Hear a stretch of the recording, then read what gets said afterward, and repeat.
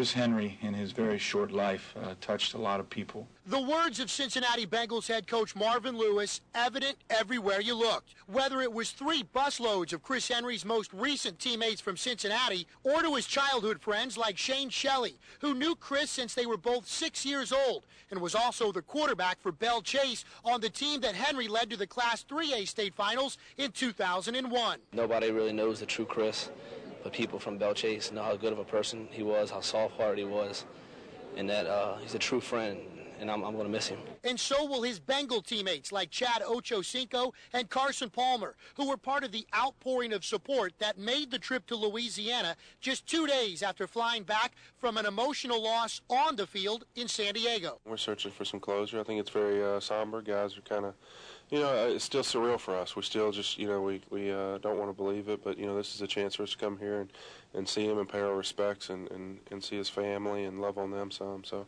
it's just an opportunity for us to get some closure. Also in attendance was NFL Commissioner Roger Goodell. Even after a 5th arrest back in 2008, it was Goodell who reinstated Henry back into the NFL just prior to last season. Commissioner Goodell said that he was proud of Chris Henry for taking advantage of another opportunity in the NFL, but also for turning his life around off the field. That's what makes this, ironically, even more painful. And I think that's what adds the tragedy to all of this, is that here's a young man that did struggle, overcame those struggles and those challenges, and was on the right path and was doing the right things and had a young family.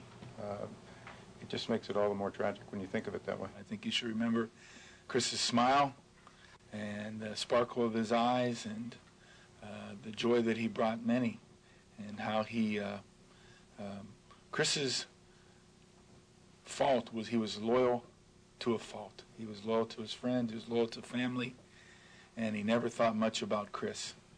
And so I think we that knew Chris the best will remember him for the guy that he had learned to grow into. He loved life, he enjoyed life, he lived it.